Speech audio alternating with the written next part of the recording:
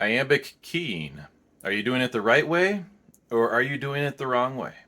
Well, if you are comfortable with sending, then you're doing it the right way. There are ways that you can take advantage of and maximize the utility of the iambic keying procedure, and I'm going to go through the letters of the alphabet to show you how you probably, if you're just learning right now, try to learn it this way because it'll help you get faster as you start to increase your speed. But if you're not doing it this way, don't worry about it. There is no wrong way to do sending iambic keying. So let's go and see what the alphabet looks like and how we could be sending each letter of the alphabet using the iambic keyer. So when you are using a paddle like this, especially one with two paddles, there are certain ways that if you don't know how to send yet and you kind of want to learn a proper way, continue watching this video. If you have a single lever, this really does not apply to you. And if you're using a cootie keyer, that's yet another thing that will need to be discussed. I don't have a cootie key or a single lever key, so I use a dual lever iambic key all the time. And I wanted to go through the alphabet with you just to give you an idea of, especially if you haven't or you don't know how to send, try to practice this way. If you already do know how to send, you've been sending, you're comfortable, that is the right way for you and you should stick with it. So I just wanted to make that clear.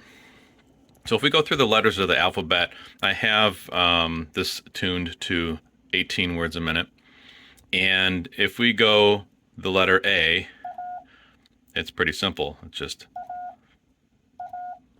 dot dash, right? B, also nothing special there. Now when we get to the letter C, it's a little bit different because it's, right? And if we do key like this, there's nothing wrong with it. But because when we squeeze the paddles together, it creates a never-ending stream of dots and dashes, we can use this principle to make the letter C by just holding, we push the right one down, then the left one, and then we release. So it's kind of like this. It's like one motion. So if I just kept it held, right? So I'm letting go of the paddles right after the last dit of the C. So I'm just hitting the right paddle a fraction of a second before the left paddle. And sometimes I'm exaggerating this by having my fingers way out here just so you can see it. But in reality, I would be doing this. So that's the C. The D is nothing special, right? You're just, and of course the E. That's probably one of the easiest characters of all time, right next to the T, right? So F, what about the F? Right? So you can do that little quick, get that dash in there. Or you can just do this. See how I'm doing that? So that would be an F. So I'm just holding this left paddle down, and then at the right moment, I'm getting that da right in there. And then letting go of that left paddle. I just pledged my desk, so this is this is like moving around a little bit. So G, nothing special. H, I, we have the J, then we have a K, right? So K, we can make use of the iambic paddle by doing, right?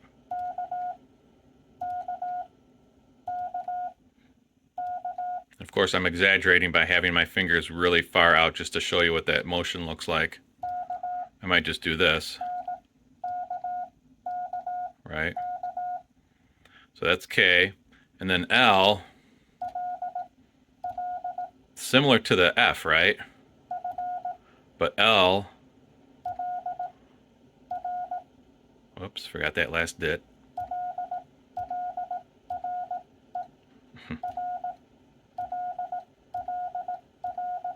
There you go. So there's the L. M, pretty simple too.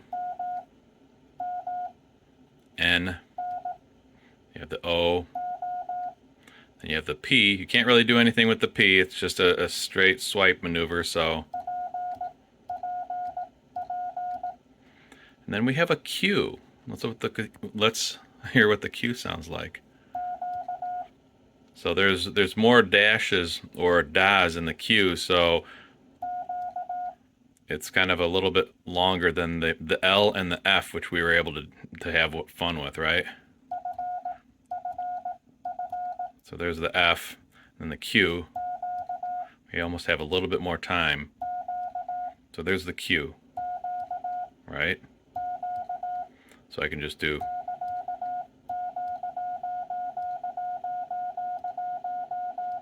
right? That was nonsense, but I just wanted you to see that as long as I keep holding this, it's going to keep doing das. And that's how we're making the Q. Then we have the R, right? S is no big deal. Screwed up twice there. Then the T, which is probably the easiest letter ever, maybe right next to the E. You'd have to debate that. Then U, then V, W, and then the X we can't really do anything with either, right? It's totally a swipe maneuver. Now the Y we can, so we'll do Y.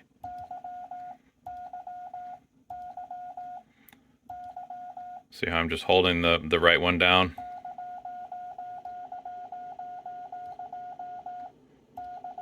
So Y. And then Z. Nothing we can do there. It's a straight up. You don't want to do that, right? You're just throwing the whole rhythm off. Make sure that you make use of the keyer. So that's better form. So you don't want to do like an X. That is not an X. Right? That's probably a T, E, E, T, right? So you want to make use of the keyer. That's an X. So that's the letters of the alphabet and what some might consider the proper way of sending them. Of course, if you are sending just fine and you do it a little bit differently, like F, if that's what you do, it is what it is. So I like to go, that's the proper way, or that's what they say the proper way is. If you are, I do it both ways. Sometimes even if I'm excited in a contest or something like that, I'll revert to my old ways because I did learn this way instead of. So that was the letter F a couple of times. So try to maybe use those new techniques to see if that can help improve your speed in sending. And that's the good way, or at least what they say is the proper way of sending using an iambic keyer. And I'm using my RA1 AOM CW key this evening.